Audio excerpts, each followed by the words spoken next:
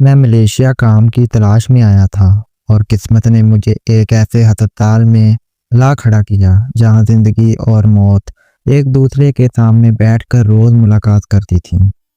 میرا نام فہد ہے، پاکستان سے آیا ہوا ایک عام تھا لڑکا جو بس اپنا پیٹ بھرنے اور گھر والوں کے لیے 2 پیسے کمانے نکلا تھا۔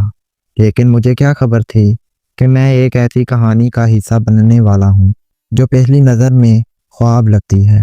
میں ہسپتال میں کمپاؤنڈنگ کی نوکری پر تھا۔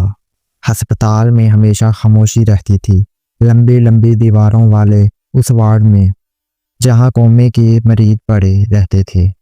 میری ڈیوٹی وہیں لگائی گئی تھی۔ پہلے دن سے ہی ایک بیڈ میری توجہ کھینچ لیتا تھا۔ بیڈ نمبر 7، وہاں ایک لڑکی لیٹی تھی، عمر شاید 19-20 سال ہوگی، رنگ صاف، چہرہ معصوم، آنکھیں بند، مگر چہرے پر ایک عجیب سی چھان تھی۔ نام تھا امیلا جیمز۔ وہ 16 مہینوں سے کوما میں تھی۔ ڈاکٹر کہتے تھے کہ امید بہت کم ہے، مگر اس کی سانسیں ابھی بھی پوری دنیا کی ضد لیے ہوئے تھیں۔ شروع میں اس سے ڈرتا تھا۔ کومے کے مریضوں میں عجیب سی خاموشی ہوتی ہے، ایسی خاموشی جو انسان کی روح تک اتر جائے۔ لیکن کچھ دن بعد میں اس سے باتیں کرنے لگا، اور پھر ایک دن عجیب ہوا۔ رات کے 3 بجے میں نے ہلکی سی آہوں کی آواز سنی۔ میں چونک کر اٹھا۔ پورا وارڈ اندھیرے میں ڈوبا تھا، بس ایک بلب ہلکی مدھم روشنی کے ساتھ جل رہا تھا۔ بیڈ نمبر 7 کے پاس کوئی کھڑا تھا، لمبا دبلا، سر جھکا ہوا، چہرہ سائے میں چھپا ہوا۔ میں گھبرا گیا۔ میں نے پیچھے ہٹتے ہوئے آواز لگائی، کون ہے؟ جہاں رات کو کسی کو آنے کی اجازت نہیں۔ لیکن وہ شخص مڑا ہی نہیں، بس لڑکی کے بالوں پر ہاتھ رکھ کر جیسے کچھ کہہ رہا تھا، مگر آواز نہ آتی تھی۔ پھر وہ دھیرے دھیرے پیچھے ہٹا اور تاریکی میں گم ہو گیا۔ اگلی صبح میں نے وارڈ کے سپروائزر کو بتایا تو وہ ہنس پڑا۔ فہد، جہاں رات کو کوئی نہیں آتا، تم تھکے ہوئے تھے، وہم ہوا ہوگا۔ لیکن وہ وہم نہیں تھا، وہ انسان نہیں تھا، یا شاید انسان تھا لیکن زندہ نہیں۔ میری ڈیوٹی پھر بھی وہی رہی۔ میں اب لڑکی کو زیادہ دیر تک دیکھ نہیں پاتا تھا، مگر چھوڑ کر بھی نہیں جا سکتا تھا۔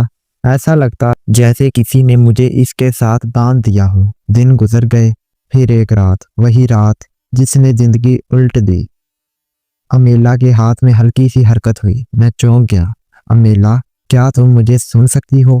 اس کی بند پلکوں کے نیچے کوئی حرکت ہوئی، چہرے پر ہلکی سی لرزش، اور پھر وہ لمحہ آیا جس نے مجھے ہلا کر رکھ دیا۔ اس کی آنکھیں آہستہ سے کھل گئیں۔ وہ کچھ دیر تک چھت کو دیکھتی رہی، پھر اس کی نظریں سیدھی مجھ پر رک گئیں۔ میں پتھر ہو کر کھڑا رہ گیا۔ اس نے ہونٹ ہلائے، آواز بہت مدھم تھی۔ تم کون ہو؟ میں نے دھڑکتے دل کے ساتھ جواب دیا، میں فہد ہوں، جہاں ملازم ہوں۔ میں تمہاری دیکھ بھال کرتا تھا۔ وہ حیرت سے مجھے دیکھتی رہی، جیسے اس کا ذہن کسی کھوئی ہوئی یاد کو پکڑنے کی کوشش کر رہا ہو۔ اور پھر اس نے ایسا جملہ کہا جس نے میرا دل بٹھا دیا۔ مجھے یاد ہے، ہر رات کوئی میرے پاس آتا تھا، کوئی میرے بالوں پر ہاتھ رکھتا تھا، کوئی مجھ سے کہتا تھا کہ اٹھ جاؤ، ابھی تمہارا وقت ختم نہیں ہوا۔ میں خوف سے کانپ گیا۔ وہ میری طرف دیکھ کر بولی، وہ تم تھے؟ میں فوراً پیچھے ہٹ گیا۔ نہیں، میں صرف دن میں آتا تھا، رات کو کبھی نہیں۔ وہ خاموش ہو گئی۔ اس کی آنکھوں میں ایک عجیب سی گہرائی تھی، جیسے وہ میری بات کی تہ تک پہنچ رہی ہو۔ پھر وہ کون تھا؟ میں جواب نہیں دے پایا۔ ڈاکٹر دوڑتے ہوئے آئے، نرسیں جمع ہو گئیں، سب خوش تھے کہ لڑکی واپس آ گئی ہے، مگر میرے دل کے اندر خوف ہی خوف تھا۔ اگلے دن لڑکی کے والد آئے، سخت سنجیدہ امیر آدمی۔ انہوں نے دھمکی دیتے ہوئے کہا کہ ہسپتال میں کوئی غلط حرکت ہوئی ہے۔ لڑکی نے بتایا کہ کوئی میرے پاس آتا تھا، مگر اس نے میرا نام نہیں لیا۔ میرے حق میں یہ سب سے بڑی حیرت تھی۔ رات کو وہ وارڈ سیل کر دیا گیا، اور اگلی صبح کچھ ایسا ہوا جس پر مجھے یقین ہی نہیں آیا۔ امیلا میرے پاس خود چل کر آئی۔ فہد، میں نے حیرت سے اسے دیکھا۔ وہ ہنسی، ارے تم میں بہت جادو ہے۔ جادو؟ میں سمجھا نہیں۔ ہاں، وہ مجھے دیکھ کر بولی، تمہاری آواز، تمہارے ہاتھوں کا لمس، تمہاری موجودگی، تم نے مجھے زندگی میں واپس آنے میں مدد دی ہے۔ میں خاموش رہا۔ وہ اور بھی قریب آ گئی۔ کیا تم مجھ سے شادی کرو گے؟ میرے قدموں کے نیچے زمین کھسک گئی۔ تھوڑی دیر پہلے تک میں ایک ملازم تھا اور اب ایک امیر انگریز لڑکی مجھے شادی کی پیشکش کر رہی تھی۔ میں سوچ بھی نہیں پایا تھا کہ وہ بولی، تم جانتے ہو نا، رات کو جو شخص میرے پاس آتا تھا وہ تم نہیں تھے، پھر بھی میرا دل تم سے کیوں جڑ گیا؟ اس کا جواب مجھے بعد میں ملا۔ تم میں سچائی ہے، اور جب انسان موت سے لوٹتا ہے نا فہد، تو وہ جھوٹ پہ نہیں دل پہ یقین کرتا ہے۔ میں کچھ نہیں بول سکتا تھا اور ایسا ہی ہوا۔ ہم نے شادی کر لی۔ اس کے باپ نے ناراضگی میں ہسپتال سیل کرا دیا، پھر اس نے میرے نام پراپرٹی لکھ دی۔ میں نے کاروبار شروع کیا۔ شادی کے بعد زندگی بدل گئی تھی۔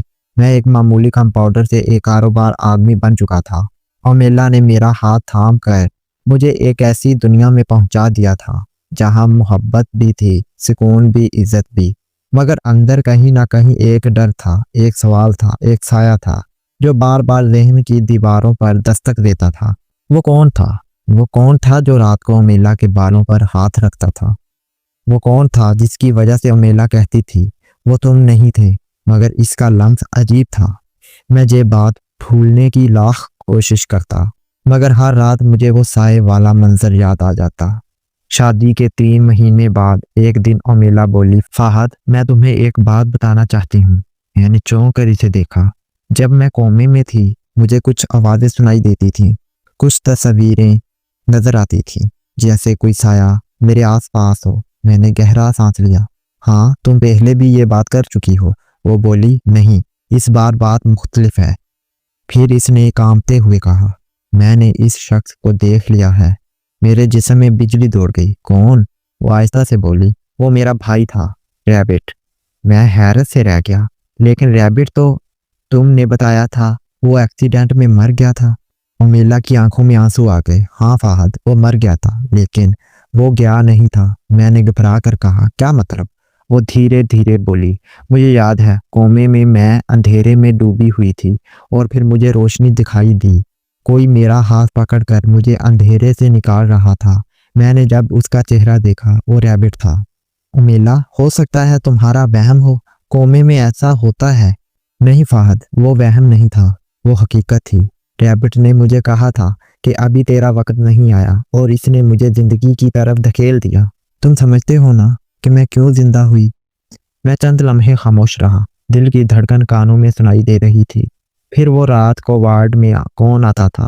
میں نے دھیمے لہجے میں پوچھا، اور میلا نے میری طرف دیکھتے ہوئے کہا، وہ ریبٹ ہی تھا، اس کی روح۔ میں کانپ اٹھا۔ وہ آگے بولی، پہلی بار جب میں نے ہوش میں آ کر تمہیں دیکھا تو میں نے پہچان لیا تھا کہ وہ لمس تمہارا نہیں تھا۔ تم نے مجھے زندگی دی، لیکن وہ مجھے زندگی میں واپس لایا۔